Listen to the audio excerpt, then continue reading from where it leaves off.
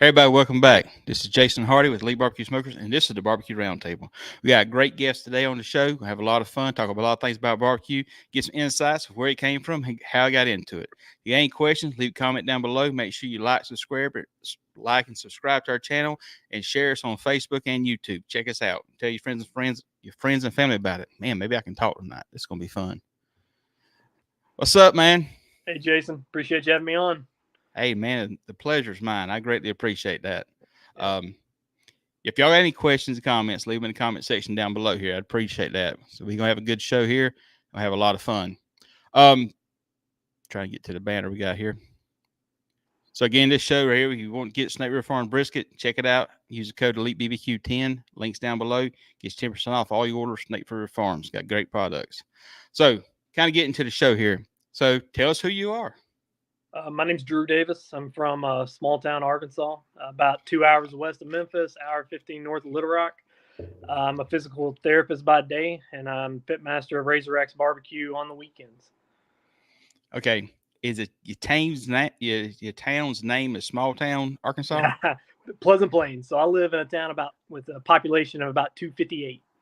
There's more cows than people. Hey, yeah. That's a good thing. That's a good thing. Yeah. What's up, Jordan? Adam, glad y'all be on the show tonight. All right, so you grew up in Arkansas. I'm assuming you grew up there the whole life, correct? Yes, sir. Yep. Big duck hunter out there? I'm a late convert to duck hunting. So Dad never had a boat. He's actually kind of scared of the water from a lot of like trauma as a kid that he had. No one friends that had accidents in boats, so he never had a boat. We never duck hunted. I deer hunt, turkey hunt, squirrel hunt. Gonna go pheasant hunting here in a couple of weeks with them. But I've only been duck hunting for about 2-3 years, and I'm starting to like it a little more and a little more. Yeah, we used to go out there. I haven't been in the last couple of years, but we used to go out there, that place every year, and do duck hunting and goose hunting. Yeah. It's like probably one of the top questions I get when I'm out of state. You know, a lot of guys will start talking about, do you hunt? You got to duck hunt if you're from Arkansas. I mean, I'm 30 minutes from probably one of the most popular duck hunting holes in the whole country. Yep. Yeah. It's a beautiful part of the country out there. It actually is an amazing part of the country. Love going out there. So we're going out there this weekend. We'll get into that a little bit later on. Okay. All right. So tell us a bit of the backstory of where did a passion for cooking and barbecue come from? Okay. So have to go back to kind of my college days, tailgating. I was always loved food. And when I got to grad school, I got away from home. I realized that good food's expensive. So I got to learn how to cook it. And so I was constantly calling my mom, calling my grandma, asking for recipes, just cooking as much as I could. And then had a classmate that he was a little older than me, but he for some reason wanted to learn how to cook ribs. And he got in the Barbecue Brethren forum, and next thing you know, he's wanting to try a competition, and he asked me to go help him one day. And I was just going to go be an extra set of hands. Went down to, I think it was an IBCA cook, and I fell in love with it there. I thought his food was amazing. He didn't do too well that day, but just when I saw the competition and the awards, and I could start mingling competition with cooking, I was hook, line, and sinker. So from there, I contacted a buddy of mine that we used to tailgate with a lot, and me and him always cook for everybody. We cook everything from deer back straps to hams to your classic pork butts to whatever on any Razorback weekend. And me and him did a contest. We had surprisingly decent results from the beginning, and that really set that hook. Yeah, most expensive thing you do is get that first call, ain't it? Exactly. That's exactly my story there. And I don't know how. I still looking back at the way we cook pork. I bought a Wagyu brisket and barely knew how to cook a Wagyu brisket.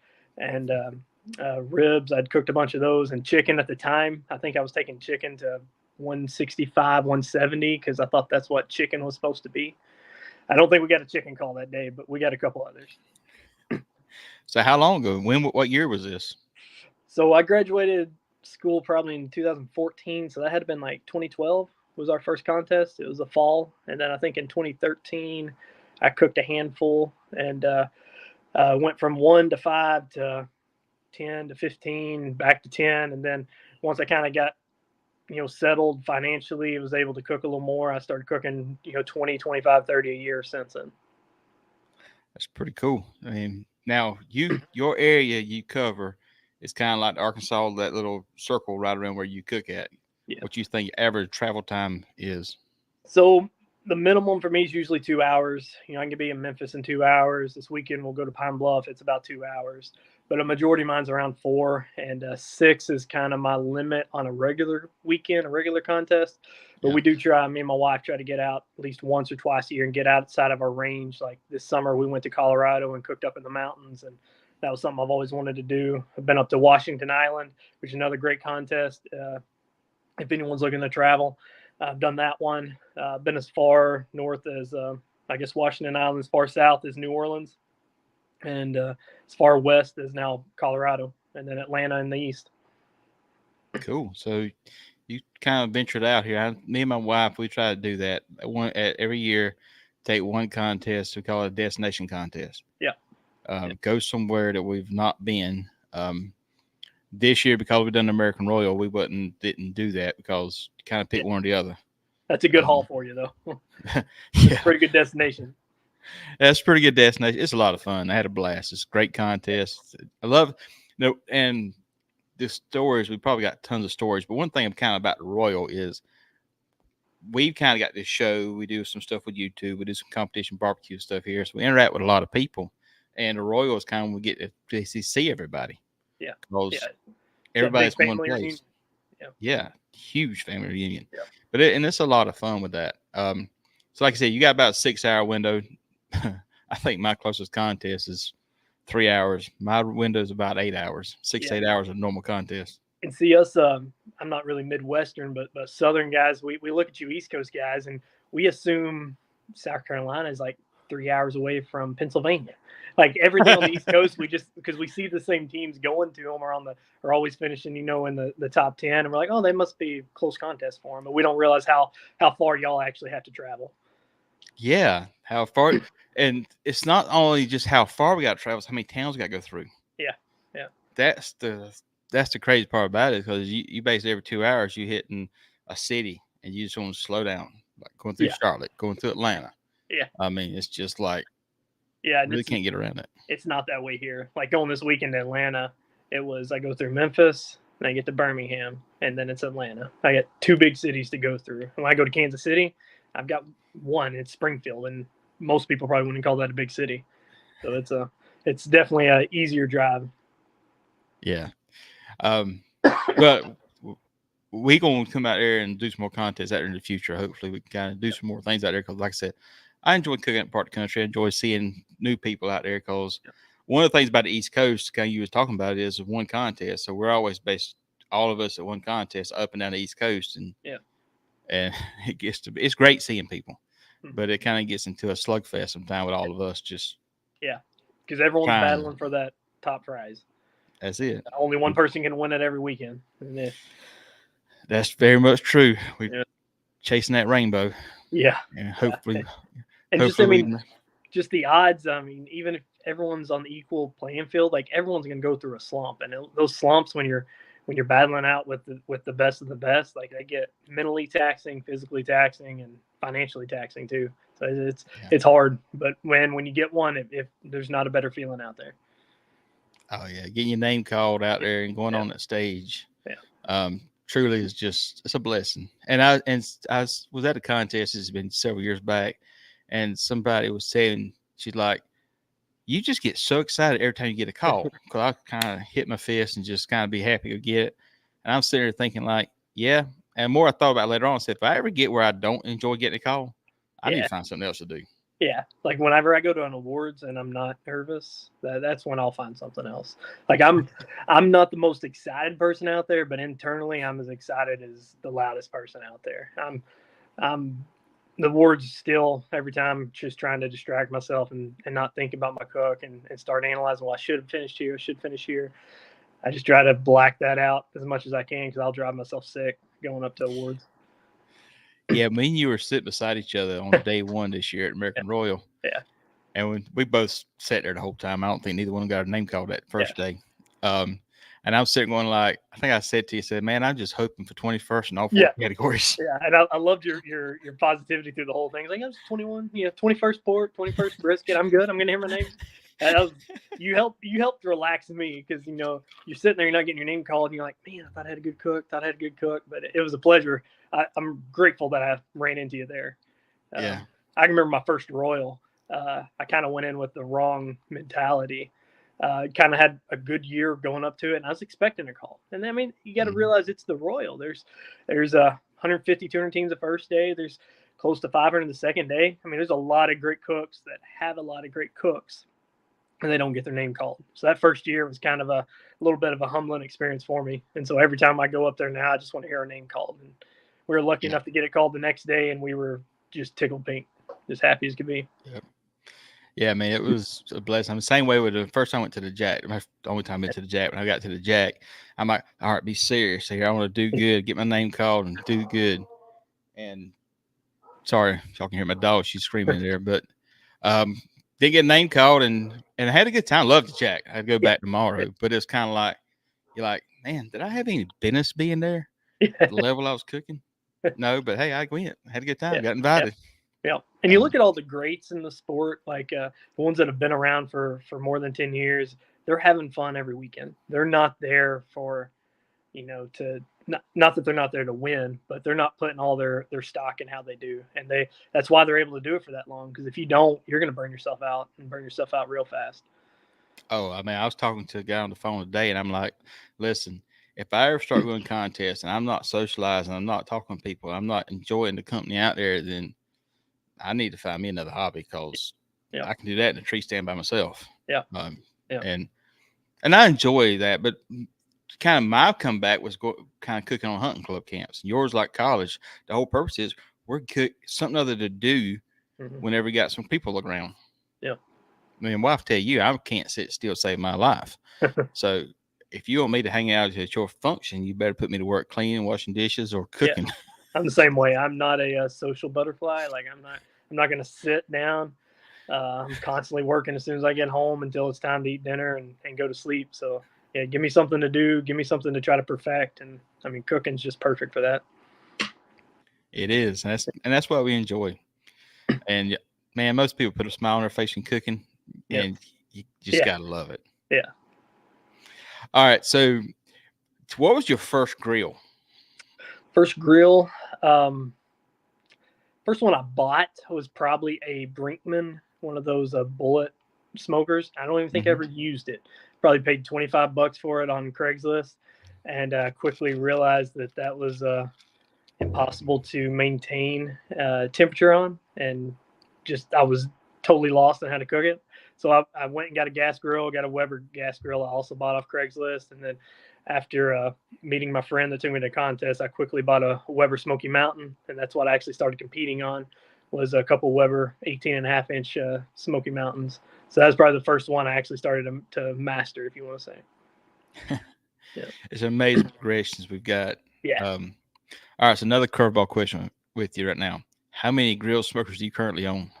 Okay. Ballpark it. Ballpark it 9, 10, probably, give or take. And there's still 3 or 4 more that I want, but I just haven't got yet. It's kind of like shotguns, I reckon, hunting. You only carry one, dadgummit. Yeah, and they're investments too. I mean, they're stable investments. I always joke around with my wife and tell her, like, if I do die before you be sure you call so-and-so before you sell these things to make sure you get your money's worth. Yeah, I got a stick burn right there. And Michelle says, something happened to you. I don't know what I'm going to do with that. I said, you put it for sale and get some money for it. Yes. Yeah. If you're not going to use it, definitely get some money out of it. That's my, I guess my life insurance there is in grills.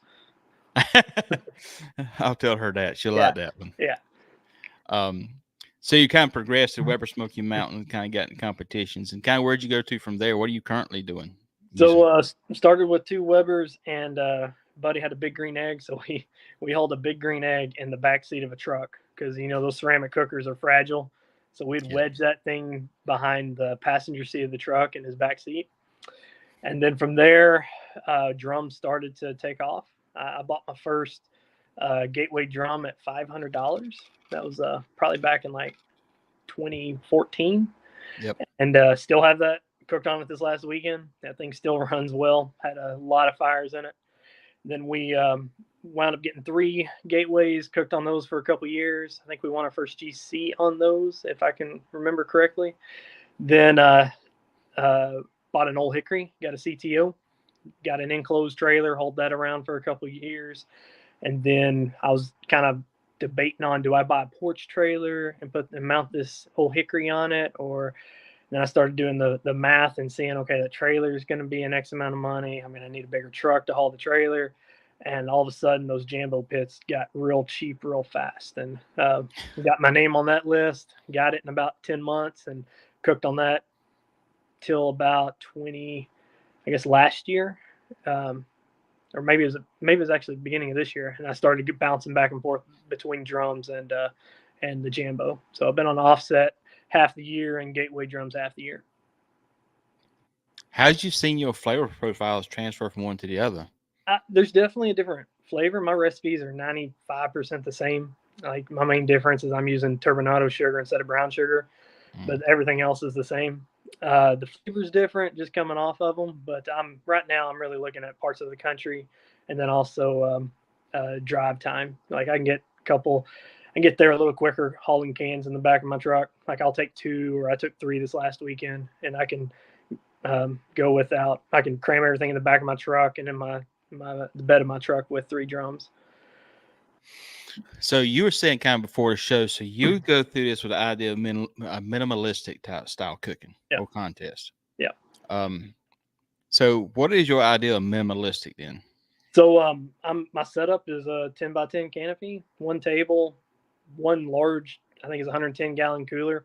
I can carry 90% of my cold stuff in there, and then I'll have a drink cooler as well. I've got a tote and a little bag of seasonings, and that's about it. Whenever I'm cooking on the Jambo, the back of my truck is pretty empty. When I've got the cans, I look a little redneck there. I've got my truck loaded down, but there's no trailer, no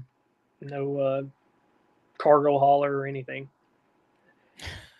Yeah. All right. So no electricity. Yeah.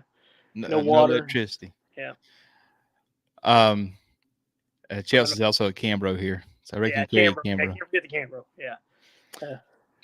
I think one since day one. And tell me if you agree with this, and I've said this before in the show here. I think the secret to having good, consistent barbecue is actually Cambro management. Yeah.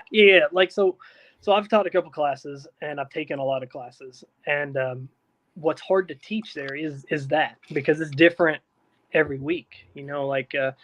Knowing how hot your Cambro is when you're putting meat in there, how hot the temperature is outside. Like I don't vent the same time any 2 weekends. I'm making a judgment call based on the tenderness that I feel by probing the meat.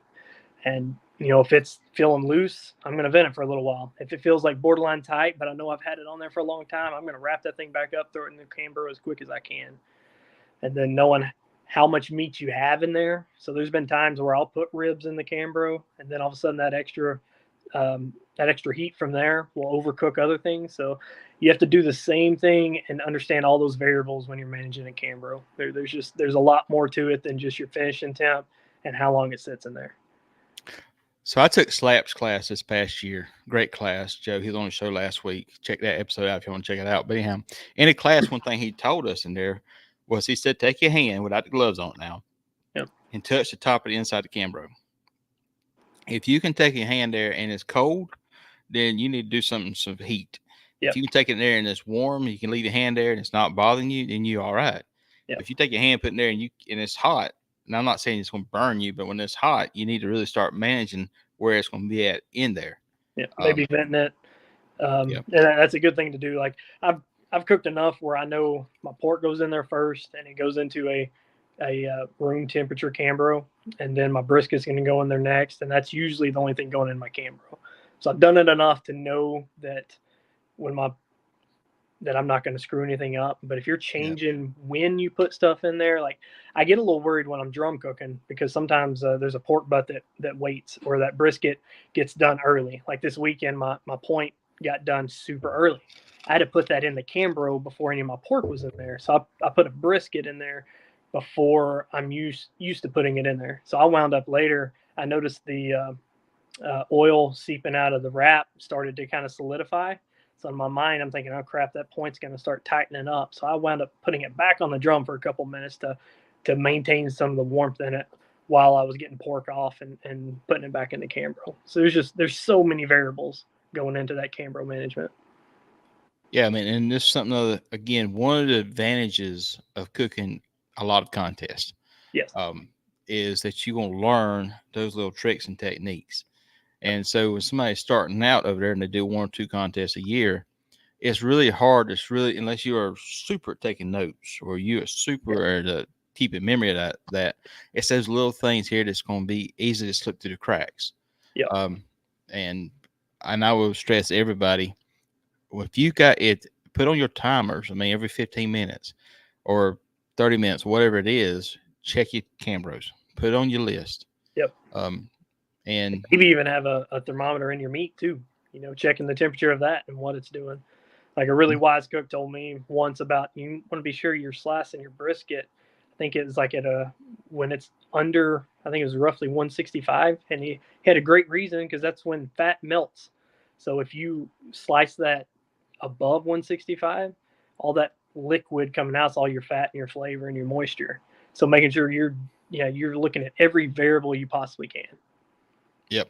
I mean, and those are little things on there that can truly can gain you 4 or 5 points on the scorecard. Yeah. And it's those little pieces in there, because I remember I took a brisket off one time and took a brisket and I thought it was probing it, tender, perfect brisket, put it in there, put it on top of the Cambro, and I had it sucker loaded up, come to pull it out, dang brisket was falling apart like it was pulled brisket. And turned in burn ends that day, but that's what worked. But it was called I didn't pay attention to it. So now on my checklist, I've got it on there. And also knowing that the top of the Cambro is going to be hotter than the bottom of the Cambro. Heat rises. So if you got something you're worried about, you might maneuver it around and put it at a different level. Yeah. I mean, and they have a great point there. You can always move stuff around in there. Yeah. Start here and move it there as you need to. So whenever we kind of doing the cooking and stuff here, so where was your first GC at? Jonesboro, Arkansas. So that's one of the closest contests for us. It's actually about an hour and a half from the house. It was a year after taking my first class. I took Rod Gray's class back, I think in 2015, 2016, somewhere in there. And the end of that next season is when I got my first GC. We actually went RGC, GC, RGC. And we were on top of the world. Came out the next year, and I think we won one early and then went ice cold after that. We thought we had it figured out, and then next thing you know, got humbled real quick. Yeah, man, I tell you, when we think we got it figured out, all of a sudden the judging changes, be different judges. Because the thing about it is, it's not necessarily that I was talking to some guys this weekend. They were telling me, said, man, we were just on fire with the tenderness. We had 9s in appearance on everything, all 9s in taste. I mean, all 9s in texture. He said, but it was like 50-50 between 8s and 9s in taste. Yeah. He's like, don't know what to do to fix that. Yeah. You go to a different area, different judges, it may be different than that. So I think KCBS does a very good job as far as getting their scoring system to be uniform. I think they do a good job of teaching the judges. I really do. I'm not picking on judges with this. Right. I just think you go to different areas, it's kind of like, do you like sweet tea or like unsweet tea? Yeah. And, I've found good barbecue is going to do pretty good in the areas that I've cooked. I've never been to an area where I thought that I got slaughtered by the judging. But there are little niches as I go farther north or if I go farther west, and a lot of that's based on sauce and how sweet I want to make it at the end. But there are some finite things that you'll learn the more you cook. Yeah. And don't be afraid to go cook somewhere. Like I can remember asking Brad Leiniger years ago, like I think I basically asked him, man, do you think I could get outside of my little window and go cook somewhere? And he gave me the confidence to go do that. And that's when we went up to Wisconsin and started traveling a lot farther. And I'm glad he told me that, because it's opened up so many doors and met so many people. Oh, man. Yeah. Best people meeting is in barbecue. Yeah. So Wes is asking a question. You run the same recipes until they go cold, or change no matter what, year to year? I've changed. I changed this year halfway through. Changed to a different rib injection. So I'll make some changes. It's going to take a lot of consistency and taste scores before I make a change. I've changed up some sauces over the years. I'll take the class and if I see something that I really like there, I'll try it. And if it starts hitting, I'll use it. I've got a base of my recipes that probably hasn't changed in the last 5 years, but there's 20, 30, 40% of that that's evolved since then. Yeah. And Carrie is asking here, how do you adjust where you cook, or do you tweak it all? Right now, I'm going to run the same recipes last weekend in Atlanta as I would in Oklahoma City or Kansas City. I haven't changed anything since August, and that change was just a different injection I tried, and it hit that day, and I've been running it ever since. I've talked with some people that kind of talk about cooking on cans, and they say if they go to a different area, the only change they really make is, I wouldn't say a dirty can, but I'm just using, for lack of a better word, kind of a smokier or dirtier type flavor comes off of it. And they said they seem that for can cooking, they seem to do better in that area with that flavor. But as far as the recipes, they don't change the recipes. It may change that. Something else I might add is if you get to a place and it's not 100% certified judging, I might try to over smoke something. I might try to overcook it a little more, get a little more tender out of it, just to get a little more of that backyard flavor into it. Yeah, that's the only change I can think of to come to mind. And I try to run as clean of a pit as I can, whether it's on a drum or on a Jambo. I'm pretty meticulous about the outside of my cooker. May not look perfectly clean, but you guarantee you the inside is going to be as clean as possible. Yeah, I try to run my cans 3 cooks max. Yeah, 2 cooks. 2 cooks. So I like 2 cooks. After about 3 cooks, we have to wash them. Yeah. So I'm not every cook cleaning kind of guy, but the first time we went to the Jack, we were it was because of that first GC, and we were cooking on cans. And back then, I didn't know anyone that cleaned cans, so I never cleaned mine. And if you've been there, you know they actually look at your smoker, like they want to see the inside of it. When I opened up my can, they looked at it for a little while, and they kind of shook their head, and they're like, "Okay, this should be a little cleaner," but it got me a call that day. So, yeah, I won't say who I got it, but I bought my first can. It was a used can, and that thing was needed some love and care. So I'm in there with a scraper, scraping it, getting it clean. Yeah. And still got it today. I still cook on it here at the house, practice cook on it. But yeah I know what you're saying. When just the first time I actually cleaned a can, because I'd cooked so many cooks on it, like it took multiple uses of that Sam's grill cleaner to get it down to the bare metal. I'm a little embarrassed at how bad it got. Yeah, Sam cleaner. All right, so we'll talk about the class coming up probably a little later on, but somebody asked a good question. I don't want to get lost here in the shuffle. You gonna do a class this year? Yeah, so I'm teaming up with Paul and Lynn from Rooters and Tutors. We got a class coming up in February in Lebanon, Tennessee, just on the east side of Nashville. So if you're curious on or interested in that, just hit me up after the show, and we'll get you hooked up. And all of his contact information is in notes down below. You can find him on Instagram, Facebook, and TikTok. Yeah. So what's your class going to be, using your drums or your Jambo? So it's going to be offset. Like I said, though, my recipe's only difference is the type of brown sugar I use. I'll be cooking ribs and brisket, and Paul and Lynn will be doing chicken. I think he cooks his chicken on a can, and then he'll be doing pork, which will be on his Outlaw. Okay. Yeah. That's so cool. Yep. So this past weekend here. So first off, you tell us where you cooked that this past weekend, what it was. So I was at the Royal Oak Invitational in Roswell, Georgia.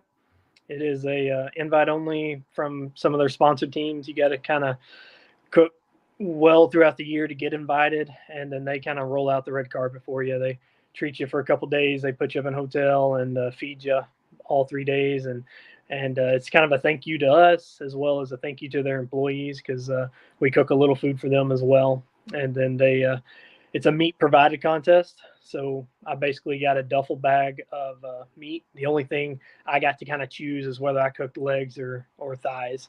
And then I grab a bag and head back to my canopy and start trimming meat. So we got one Hassel Cattle Company brisket, I think 2 compart butts and 3 racks of compart ribs. And then I got about 12 or so chicken legs. So for those that don't know, there's a contest out there, and I can't remember. They used to call them certain names. Somebody in the comments would tell us the name on there. Guinea pigs? Guinea pigs. Yeah. And so the guinea pig series kind of was, this has probably been about 5-6 years ago. There were several of them doing it. And that's an all meat provided contest. You show up there. It was like $400, $450 or something. It was real affordable. Yeah, it was basically the intent of it is a good entryway to get into barbecue. Yeah. And so you use $400. You show up, you get all the meat, you get a brisket and stuff here. And now you may not get a Wagyu brisket. It may have been a choice brisket or a prime brisket. I think primes back then. Yeah. So that's kind of what this is. So you show up, you got all the meats, so everybody's on the same level playing field. Mm-hmm. And then you come out there and you do what you want to do to it. You cook it and you turn it in. And those are a lot of fun. I mean, you definitely have to really, truly start focusing on tenderness. And it kind of can really separate somebody that is a detailed cook or a timeline cook. Yeah. In my opinion. Yeah, because I cooked less pork this weekend than I normally do in a contest. So I usually have 3 or 4 pork butts. So I had less pork. I had to be a little more focused on it, make sure I nailed that as well as I could. And you get what you get. Like this is luckily our 3rd time of going. And you open that bag and that's just what you have. Like you can't trade it in for anything. So you got to make what you have work. And I was lucky to have had pretty good pork and a really good looking brisket that day too. My chicken and ribs are just kind of average, but I made the most of what I had, and it turned out pretty good. Yep, that's pretty cool. And so you done pretty good. So tell us how you finished in that one. So got a 12th in chicken, which I kind of thought was my favorite entry. Then ribs I was kind of nervous about. Wound up getting a 6th place call there, so I was pretty happy there. And then got a 2nd place pork with a 180 and a 6th place brisket. And when I got the brisket call, I started getting a little nervous. Like, okay, did I do enough? Because there's another couple teams that got 3 calls and a couple other teams that got really high 2 calls. And you never know what that chicken actually scored until you hear your name. Yeah. So and that's kind of like it is when you start doing this contest. You don't know the name call you didn't get. You don't know. Back to what we done at the Royal, man. I'm hoping for 11th place chicken. Yeah, and those contests are fun because you look at the Royal, and if you would have finished 21st in every category, you'd have walked the field. You'd have been like 3 or 4 points ahead of everybody. So there is that chance.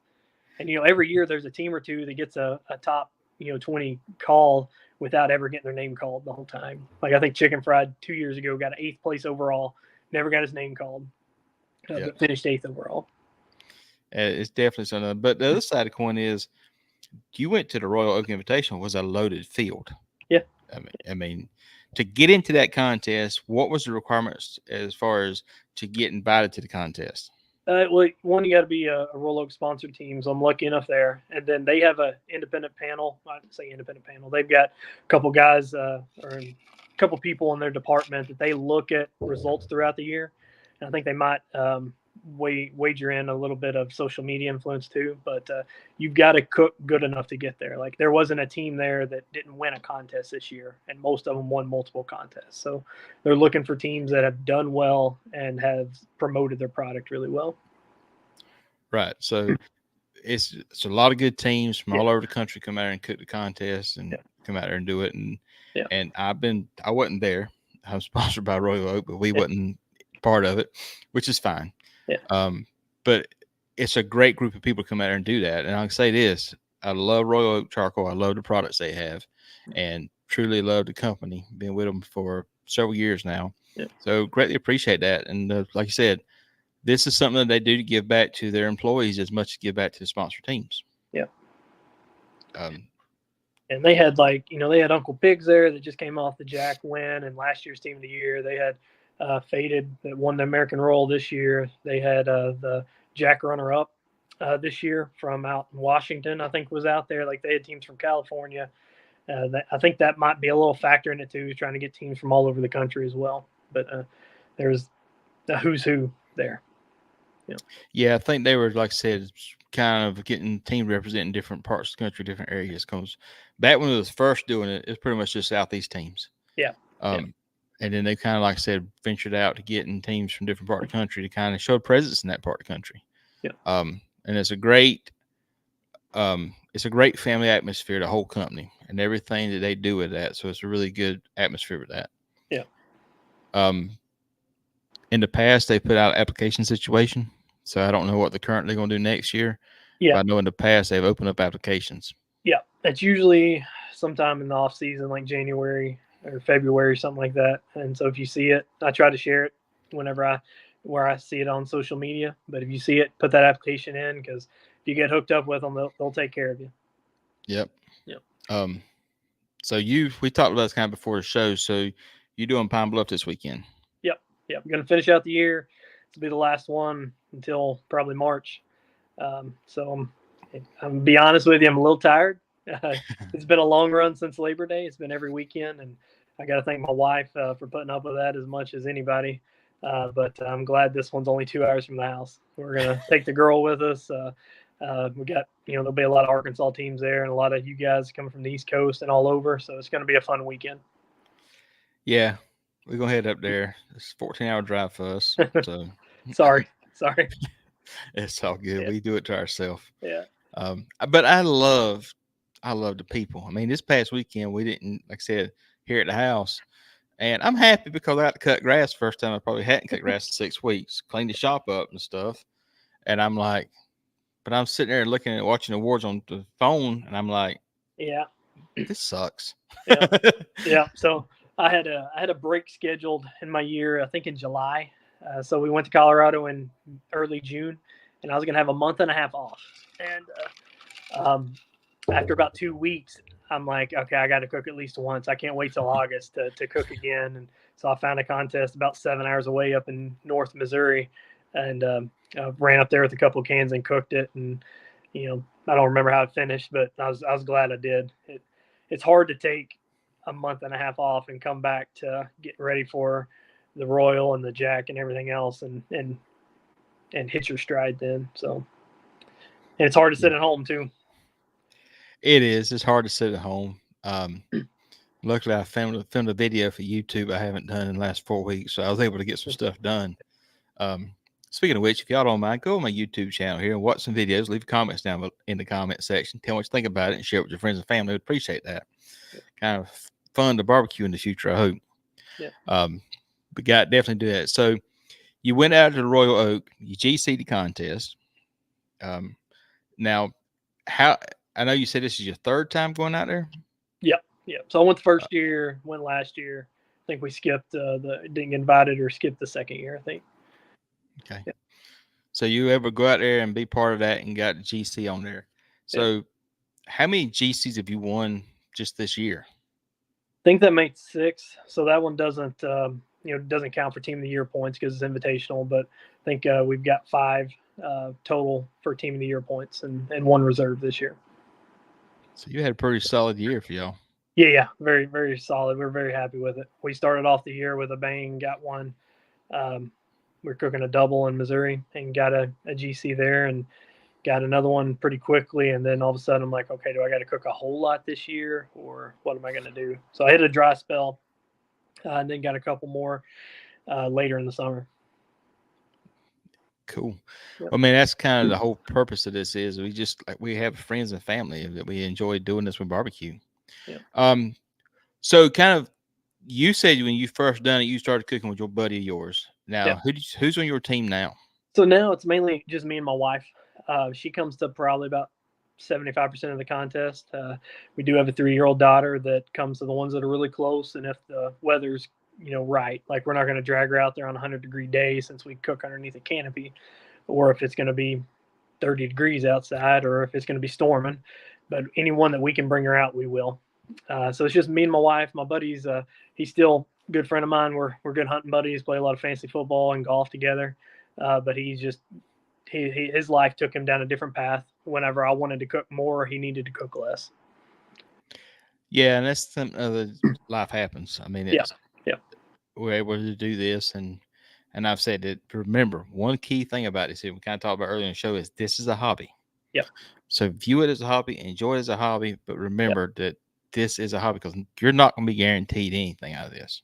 yeah. And I can't tell you how many times, especially there in those middle years where my funds were running low, because I would always set aside money in the off season for this hobby. And when that money was about to dry up, we'd always get lucky enough to either win a contest or get a really good call that paid really well and just be able to keep cooking. But there's been many times where I had to sit down and say, okay, if we don't do well in the next couple of contests, we're calling it quits for the year. Because I've seen a couple people in the past that it's hurt marriages, hurt financial statuses, and this definitely ain't a cheap hobby. So be careful what's really important. But it's not a cheap hobby. But again, it's what you put into it. Yeah. If you want to just do 2 or 3 contests a year and go out and judge them, Yeah. go out there and just go out and judge. Just come out there and hang out. I know it's different. Trust me, I totally know it's different. But if you sit there and you just go judge a contest, you can learn a lot in the judging table. A lot. Yeah. And I'd also encourage if you can only afford to cook 3 contests, try to do them within a 2-month window. Like don't do one in March and one in July and one in September. Like try to do them back to back to back. So you're going to get better as you cook a lot in a short amount of time, and you're going to be able to look at your results and the judging scores you get, and they're going to be a lot more applicable than if you cook one month, cook another in 3 months later, and another one 3 months after that. So you were saying earlier here, your flavor profiles and stuff here has kind of been a baseline. It's been pretty much the same. Yeah. But for somebody that's getting into barbecue, somebody here that's kind of wanting to get into it and start doing barbecue over here, what would be your advice to them of what they would do to get into it without having to learn everything and spend a ton of money like we did? Yeah. So the easiest way right now would be to join the barbecue league, $100, and you get a lot of information. You can see a lot of recipes. You can see what the food looks like and see what the cooking process looks like. And then go try to replicate it. Try to examine it, try to cook it and taste what your final product is, and then be your own best critic. In this game, the best food probably doesn't win most weekends, but the most consistent does, and the least offensive does. So my food's not too hot, not too sweet, not too salty. I just try to be as middle of the road as I can because you don't want to offend anybody. Yeah, I mean, and I was second that. The barbecue league is absolutely a gold mine of information, and there's so much out there on just YouTube. I mean, heck, I got videos out there. You do got to be a little careful on YouTube because there's a lot out on YouTube. So be sure you know who you're learning from, like EliteBBQSmokers. I would trust him, but just be careful who you're looking at because there's a lot of information, good and bad. So yeah, sure it's a trusted source. Right. I mean, you got to trust the source. But the other thing about it to say is practice. Yes. And that goes back to flavor. Like when I cook a pork steak at home or I cook a pork chop, I'm analyzing flavor then. Or whenever I'm cooking a steak, I'm analyzing flavor there. Like I'm trying different rubs. I'm trying different, maybe some different mops or different marinades. And I'm always researching something. And if I see something that really hits the palate really good, I'm going to make a mental note or make an actual note and try it on maybe a rack of ribs in the off season. I mean, absolutely. I mean, the only one I say is really hard to practice on financially would be Wagyu brisket. Yeah. That's really hard to practice on. So, I mean, if flavors does not 100% translate over between a prime and a Wagyu, but a lot of the pieces will. Yeah. So I'll even argue that the tenderness will, like try to go off a feel, try to use that as a tenderness guide. And that feel is going to be pretty close. Your flavor is going to be a little different, but you can never make a prime taste like a Wagyu, and you can't make a Wagyu taste like a prime, but you can still make a really good prime brisket. You can still make a really good Wagyu brisket by cooking them the same way. Yeah. And I will say also about this here is you can cook a prime brisket at a contest and do good with it. Yes, I've seen it Uh, happen. I mean, you do not have to cook a Wagyu brisket at contest. Now, what I will say is, I think with a Wagyu, maybe our margin of error is a little bit bigger. Oh yeah. With a prime, it's a little bit narrow. Yeah. With a choice, I wouldn't do it, but it's going to be really, really small. Yeah. But I've I even mean, seen a guy win brisket, beat me. I think I got second place that day with a choice brisket. He was a guy that they needed a 25th team for a contest, and they called him up, and he went to Walmart and got a brisket. Now he did say he after slicing it, he boiled it in butter to get the tenderness level. So maybe there's a secret there. But yeah, he beat me with a Walmart brisket. Beat everybody with a Walmart brisket. but that's a very good point right there. Just kind of like you were saying, he was 2015. But one thing about it he just did there is he did not give up. Yep. Yep. And I think the best he could. You do the best you can, and until you have to turn that box in, don't be scared to do something to it. Now, I will take that with a grain of salt. You don't want to go too much on it. We were trying to do something to chicken one time, and I think we ended up putting so much different stuff onto it, ended up making it almost a paste, and it just got killed. Yeah. Because we were trying to make it do what it wasn't going to do. But again, you just don't give up. Yep. Yep. And make sure you're in the window. You only got so much time, but yeah, use every minute that you got. Like I don't know how many times I've turned in a box in the last minute, and not on purpose, just because that's what I had to do. Especially chicken's probably going to be the one that I have to push it the farthest, at least. Usually my pork is been sitting in a Campbell for a long time. Brisket's been sitting in the Campbell for a long time, but ribs and chicken, sometimes you got to just push them until the last minute. Yeah, I think that's probably, if somebody's asked me to self-criticize my cook and say, okay, what do you do that you could do better? I am when I go to meetings at work, if I'm not early, I'm late. And that's my mindset. Yeah. And I am always the type of person that I just can't stand to be late for anything. And so what I would say is, if I was kind of doing self-criticism on what we do, I probably rest chicken and ribs too much. Okay. Because I always giving yourself that cushion. I give myself that cushion just because it just freaks me out. I mean, it's just absolutely just blows my mind. Yeah. And Michelle's always, my wife, she's always like, we got time, just got time. Let it do its thing on the smoker. Yeah. So kind of what would be a self-criticism of you? What do you think your Achilles heel is on it? Oh, it's hard to know like in the moment, but I'll tell you one that I learned years ago was being just too anal about everything had to be perfect. I can remember I told the story on different platforms before, but I was had some friends at a contest, and it was pork turn in, and I'm working on pork, and friends are kind of socializing. My buddy that was helping me, he was kind of socializing, and I kind of blew up on him. I was like, guys, and use some colorful language, but guys, we've got to get this turned in. And I realized then that I was taking this hobby too serious.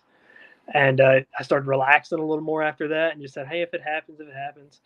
And by relaxing, I started cooking a lot better. I'll even tell you here, that reminds me here recently for the Jack this year, I was probably a little too pumped up for it, a little too focused on it, and it might have affected my cook. It might not have, but I felt the pressure, and I guess I don't do as well under pressure. I just need to relax and do my thing.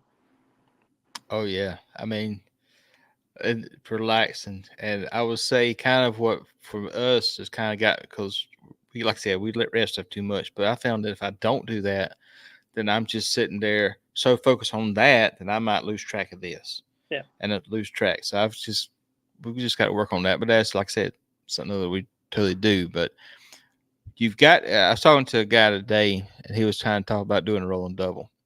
And I'm like, I think one of the pieces we forget about competition barbecue, not cooking at home, but competition barbecue, is one of the best ingredients for this is rest. Yeah. I mean, we have to rest. We have to come into, because if we're not resting, then we're going to be having making bad decisions, poor choices, and we're going to do something other that we wouldn't normally do, and we're not going to know we're going to do it, and so therefore it's going to kind of shoot you in the foot. So I think getting rested on there,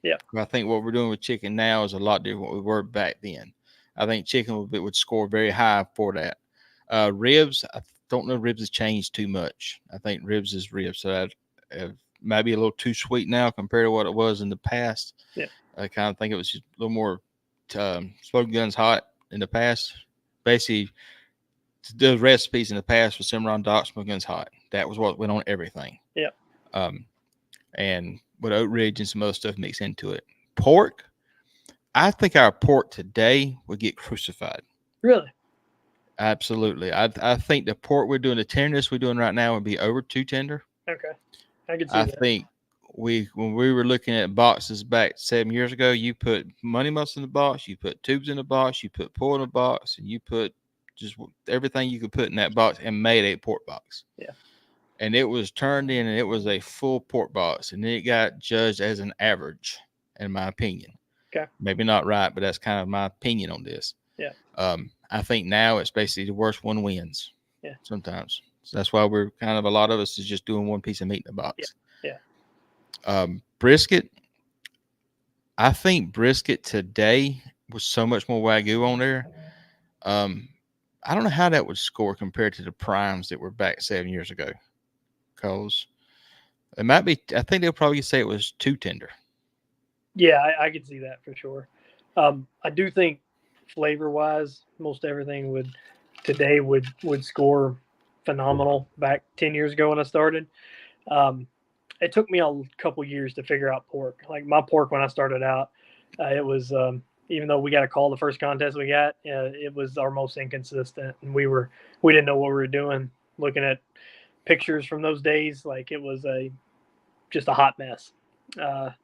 Ribs, I think what I turned in back then would still do well today, and vice versa. Brisket, I think what I did back then would do well today, and vice versa. But chicken and pork, I think would have blown myself out of the water back 10 years ago if I could have been turning into what I'm turning in now. I think that, yeah. I mean, I think on the overall, Yeah. I think we go back 10 years and turn this in, it would be like, if it would be awesome. I think it would score really high, or it would score really low because it's so different. Yeah. But I think pork, because I was looking back on there, because we went through a little spurt there with pork was getting top 5 calls every weekend for weeks. And it was Smithfield extra tenders, which I wish they still made. And we were turning in money muscles, tubes, and that white meat. Yeah. Okay. And it had the horn, the dark meat in there. So I had 4 different kinds of meat in that box, and we were just couldn't do no wrong with it. I mean, we were turning in white meat. Yeah. Were you slicing it real thin, or were you? No, pulling it. Pulling it. Oh wow. That little a little piece that looks like state of Tennessee in there. Yeah. You know what I'm talking about? Yeah. I was taking that. We was taking it and cooking it to. I pulled the butts off of this. Now I was low and slow overnight cooking. Yeah. I pulled them butts off at 193. That's when they come out of that smoker. And then because you couldn't separate it back then. Yeah. So I take it out and take all the au jus and put it in a half pan, take all the money muscles out and put it in that hot au jus and wrap them up, and it would carry them on over. Okay. And then I take the white meat in there and I would shred it and put everything else we had on top of it. And we turn that box in, and man, we had like several 180s. But then when they quit extra tenders, I couldn't buy a call. So you knew the type of meat and what it was able to be done with it. You knew how to cook that type of meat. Yep. Yep. Because not every pork butt's the same. Not every rack of ribs is the same.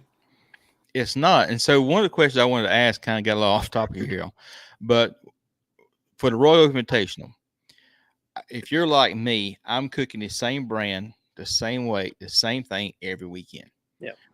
I'm not changing products unless there's a bad day in the neighborhood. Yeah. But going to that Invitational and having the meat provided for you, what did that do in your mindset as far as prepping your recipes for that? Or you just say it is what it is, let's roll? Well, like I mainly cook prairie fresh pork. I've cooked some compact ribs in the past, so I kind of knew how they handled. To me, they cook pretty much the same. On Only time I've cooked compart butts have been at Royal Oak before, and they seem to do about the same. The main differences, I was worried about the brisket, but some of the Texas guys where Hassel Cattle Company comes from, they basically told me that it was similar to Snake River Farm. It was the Wagyu cross. So it was pretty well marbled. It looked really good. I'm kind of curious to know what the prices are because that might be a brand I look into as well. But it cooked just like a snake, just going for the feel on the tenderness. But the chicken I had was on the smaller side of what I normally cook. And so I did have to adjust my timeline there. I adjusted it 10 minutes back. I probably should have only adjusted it about 5 minutes because I wound up having to push it at the end and turned in chicken on the last couple minutes of the window. But pork cooked just like Prairie Fresh does. That's cool. That's pretty awesome. Well, that was congratulations on that. That was awesome. I'm glad I appreciate for you it. to go out there and do that. And I reckon I'll be seeing you in a few weeks. So again, talk about your class got coming up here. Okay. So yeah, I got a class. I think it's February 10th, 11th, 11th, and 12th. It's whatever the Saturday, Sunday of that weekend is before Valentine's Day. We're teaming up with Rooters and Tutors. Paul and Lynn are well known on the East Coast. They're well known in the Midwest. No, they're well known in the South. They've cooked all over, and they've cooked probably 100 more contests than I have, and they've won their fair share, if not more. They're great people. That's another reason I reached out to them. I wanted to cook with somebody to make the class a little easier, and I wanted to cook with somebody that I really trusted was going to do their share and do their part. And if y'all know Paul and Lynn, they're high integrity people. They're as good of people as they are cooks, and we're going to have a great class. They're cooking chicken and pork. I think they're coming off of Team of the Year pork last year. They've won chicken Team of the Year in the past. I'm cooking ribs and brisket. I think I'm sitting at 20th overall in ribs and 17th or 16th in brisket. But I think I've been in the top 15 the last 3 or 4 years in brisket. So we're going to have a great time. We're going to feed everybody Saturday night and breakfast Sunday morning. We'll probably start at roughly 4 o'clock on Saturday, and we won't leave until every question's answered. Cool. Yeah. I know it's a good class. Great people doing it. So if y'all want information, links down below to all his Facebook and social Instagram and also TikTok on there. So check us out. Again, if you like the show here, make sure y'all share it with your friends and family. You go on YouTube Music, look at the Barbecue Roundtable, and you watch past episodes. It's a great situation. Do it. We'd appreciate all the feedback on that. You got any sponsors you can give a shout out to? Of course, Royal Oak. I'm also sponsored by Fire Dancer Barbecue. He's got 3 seasonings out, chili seasoning as well. But he's got a supply store here in Arkansas, and he's kind of been my main mentor growing up throughout this sport. I gotta remember him, and then Blues Hog as well. Their sauce and Gateway Drums have picked me up in this last year as well. And then if you haven't heard of All Day Seasonings, check them out as well. They're kind of my line of seasonings and rubs. They're carried by Atlanta Barbecue Store and a lot of places in the Midwest. Cool. Yeah, y'all check it out. Like I said, everything's down below on there. Again, our sponsors, thanks to everybody being part of the show. We got Royal Oak Charcoal, we got Heath Riles, Atlanta Barbecue Store, Snake River Farms, and Rec Tech. So if you want to watch that, check out videos. We can show you how we do everything on the YouTube videos. If you want to come out to contest, come out and say hey to us. Shake our hand. I mean, we'll be happy to talk with you, do everything you can. Now, we may say, I got to get back to work here, come back such and such time. But we'd be more than happy just to say hey to you because we want you cooking barbecue. You want you judging barbecue. We want you to be part of it. If nothing else, come out there and volunteer for the organizers and let them know that you're willing to be part of the contest because they need people helping because it's amazing of how few people push this sport. Yeah. And you could be the next person who could help it do it a little bit better. So we appreciate that. So with that being stated, appreciate y'all watching. See you next time. Be on the show Barbecue Roundtable next Tuesday.